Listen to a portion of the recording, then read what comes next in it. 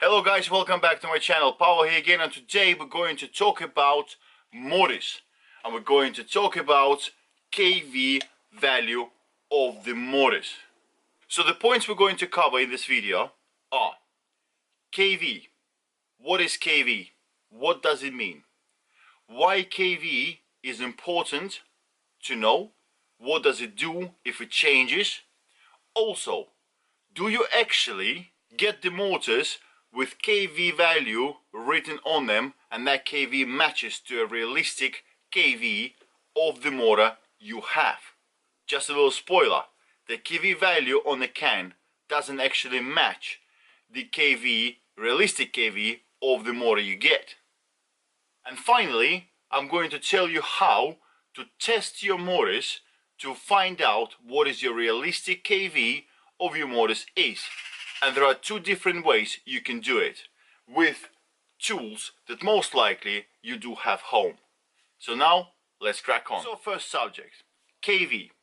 On every motor, or most of the motors that you buy for your electric skateboard or any other purposes, maybe, I don't know, AC helicopter or plane or boat or whatever. So any motor will have a kV value. What is kV? Very simple. kV is the rotation count that you get from your motor when you apply 1 volt to that motor. So for instance, 170 kV motor will rotate 170 times if there is 1 volt is applied to it a minute. The lower the kV, the less is the spin count at 1 volt. The higher the kV, the higher is the spin count at 1 volt. And that's pretty much as simple as that. So why is it important to know or to consider the kV value of your motor? Well, it's simple. Because if you want to build a nice and balanced machine, that could be electric skateboard or whatever else you're building, you want to know the rotation of your motor at the certain voltage. Because you consider your battery, and most importantly, the gear ratio of your gear drive or your system or your belt system. This way you know what is the top speed and torque you can achieve from your motor with your particular setup. So if you want to build yourself a perfectly balanced, or as perfect as you can balanced electric skateboard or any other vehicle that uses the motors you are using, I would recommend you use a calculator. It's free, you can just Google it. But what you can do is you can type in all your data into the calculator. It will give you the top speed, it will give you the torque and whatever not. We're going to use it just to show you guys how big is the difference is between kV value dropping, let's say, down by 10%. So now, at 170 kV, you will have yourself a max speed loaded 65 kilometers an hour, and that will be at the torque or total torque of 11.83. Now, let's just change the value, the kV value, down to 10%. Which is 153. And all of a sudden, what you will notice is a change to your torque and speed. Your total max torque changed to 17.8, and your maximum speed from 65 down to 58. So you might think, well, it's not a big deal. Maybe not if you're using a single motor. What if you're using 2? What if you are using 4? What if you are using a drone where you got 6 motors and you want all the motors to operate at the same RPM, at the same torque, at the same speed? Well, it needs to be balanced. Maytag, Flipsky, whoever. But when you get the motor, do you actually get it exactly what it says on the tin? And admit it, on the tin. No, you don't. Now, next part of the video, and hopefully you now understand how important the kV or true kV value is, I'm going to show you how to test the kV value of the motor. So for the test, you will need minimum two things. One is a drill. The drill needs to be, and it's called a drill method because we're using the drill. The drill needs to be able to rotate at the same speed, which is over 1200 RPM. So I'm using a handheld battery driven with a full battery drill. The other thing you will need is the multimeter. So what I have done, I've borrowed a really expensive one. This one is a Fluke, and that's about 300 pounds. And also using my own, which is the Amazon Jobby, for about 50 pounds or 40 pounds I think it was.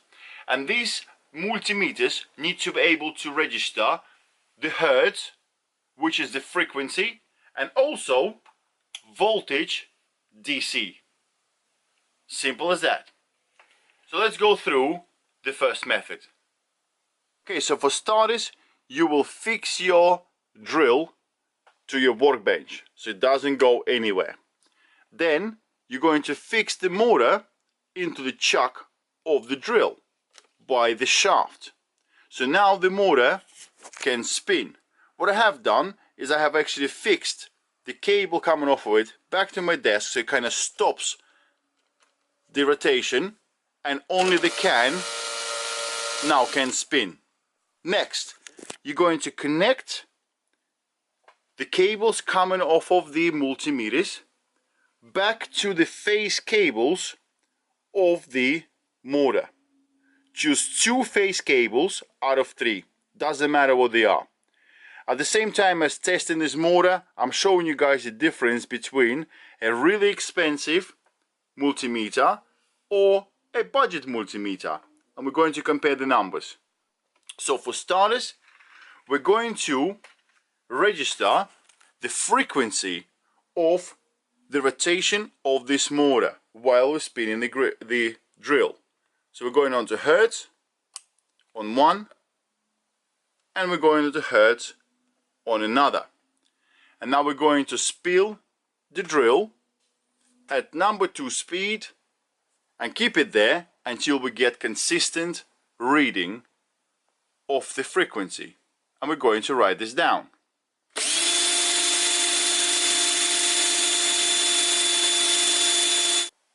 So I have noticed that the most common number being seen on the screen, 157 hertz, and that's on the both meters, which is quite good.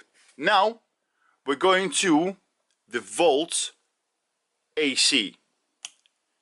This meter only does DC, so it's useless, and I can show you why. Now we're going to register the voltage that the motor can produce at the same rotation, at the same speed of the drill. And now let's go.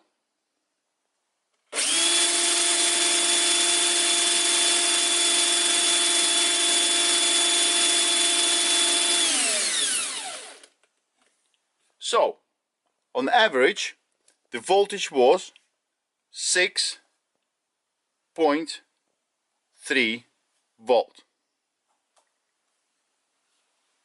Now we're going to swap the cables from the meter onto the next phase.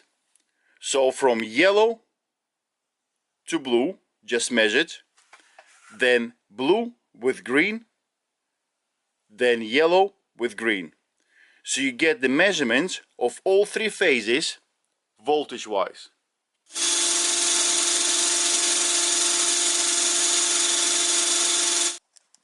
Three, 8. The top one was 638.5. Now the third phase.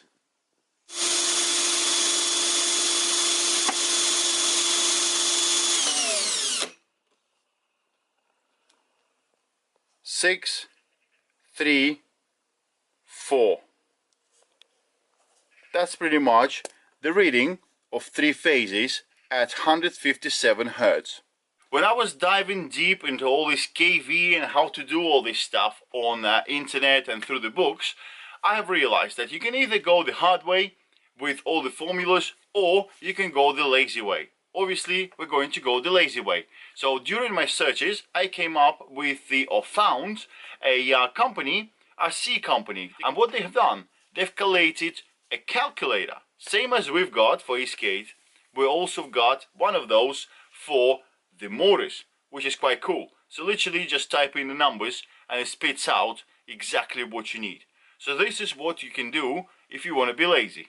You Google radio control info, and that's the website I was referring to. You go to information, and right almost at the bottom you get the motor efficiency and constants. You get the measuring motor RPM, unpowered. So when you scroll down and you got all these commercials and the rest, and this is what the guys always say make money from, you get the calculator right at the bottom. So you type in the frequency that you have just measured. So we have measured that out at 157. As you can see, I had quite a few goals on it. And motor poles. Normally electric skateboard motors are 14 poles, but if you need to check your motor's manufacturer, please do so. And then you click calculate, and this will give you the RPMs of your drill or the motor. So at the moment, the RPMs the drill was spinning at, or the motor was spinning at, is 1346. So we're going to write this down. On the same website, you go back out to information, brushless motors efficiency, and you go to brushless motor KV. You press on that, and then you get yourself another calculator right here. So that's where you record the voltage 1, which is your phase 1, and we recorded that at 6.35. Voltage 2, that's another two phase cables, we recorded that as 6.38, and the third measurement we've done came out with 6.34. And the drill RPM, we just calculated that an instant ago, is 1346 RPM. And now we're going to calculate the KV. This makes it a bit easier because you don't have to just sit there with calculator, but it's possible to do it with standard calculator and formulas. So as you can see, the KV of the motor, the realistic KV of this motor is 157.6 kV. Okay, and this is where the trick is. We just measured out 157.6 kV as a realistic value of this motor. And it's not a joke, this works, because if you noticed, and I know you've been watching the video quite carefully, I have already done the calculation or measurements on this motor, and it's written down for my previous test, 156. So it does check out. However, this motor was purchased as 170 kV, and it was verified by the company as 170 kV. So where is the trick? I couldn't resist myself, so I have contacted a few companies out there that are leading the motor manufacturing, especially for electric skateboarding, and I was told that acceptable tolerance for kV or any measurements of the motors is 10%. That means plus or minus 10% of kV value. So if you have ordered yourself or calculated yourself a board, a perfect board that requires 170 kV, and you bought 170 kV, you potentially can have 187 kV or 153 kV. That's quite a big difference, and that does check out. We measured 157, should have been 170. Is it a big deal? Maybe not. But if you have a pair that matches, then it doesn't. Imagine if you have a pair when one is 187 and the other one is 153. That's a really disbalanced board. So this test is very important to carry out, I believe, if you want a nicely balanced board. So far, I found that Flip Sky 170 kV checks out to be 157.7 kV. The richer Morris, which should have been 170 kV, is actually 178.4 kV. Maytag 6374, that should have been 190, is actually 167 kV. Flip Sky 63100, that should have been 140, is actually 135.3 kV. However, the tolerance of 10% does check out. The difference between the kV values is somewhere there within the 10%. But fortunately, all my pairs of the motors are kind of really close, so it shouldn't be a problem. So guys, check your motors. Now at this point, you guys are probably thinking, is measuring the frequency of the rotating motor on the drill actually correct? Because RPM of the motor is very important for the calculation of the kV value.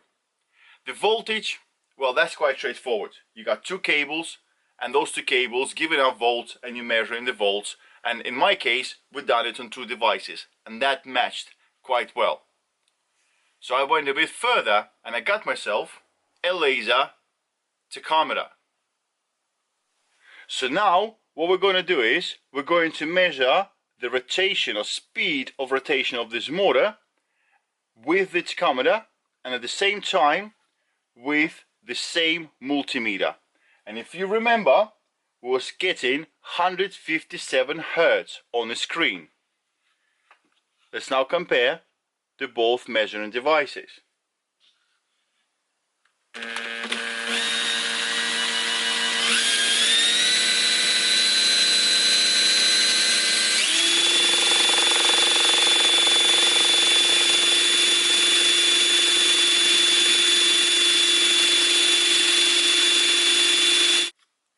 Okay, so as you can see, the frequency stood pretty much the same at 157, 156 Hertz, which gave us 1346 RPM. Now, if we now take a look at the laser tachometer, and that is giving us 2677. However, on the motor we got two reflective dots, so you have to divide the 2677 by 2, which gives us, if I'm not mistaken, 1336. So measuring the rotation of the motor with the Hertz gave us 1346, and doing the same thing with the laser tachometer gave us 1335. That is pretty much right there. So regardless what method you're using, just a multimeter and a drill, or multimeter and tachometer, if you got one of them, or you want to use both, we now learned that motors don't come in the can that they are promised to be in. So here you go, guys. This is how you measure the realistic kV value of the motors you bought. So what I suggest you do the calculation for your perfect board on a calculator. You then find out what range of kV you think your motor should be to reach that top speed or the torque you require in line with the battery and the gear ratio you've got on your setup. You get those motors, you measure the kV, and then you fine tune your gear ratio and the rest of it to match if you wish to. One thing I think you should do is make sure that the pair you got matches kV somewhere around 2-3%, not the 10 that is acceptable by the manufacturers, but it's up to you. So that's it for this video. Sorry if it was boring for some of you, but for true DIYers I think that is a cool ass video. So tell me what you think about it, please. All the comments below, as you know. Subscribe, like, share, all that cool stuff. But most importantly, you build and you ride safely, please. That's it for today. I see you very soon.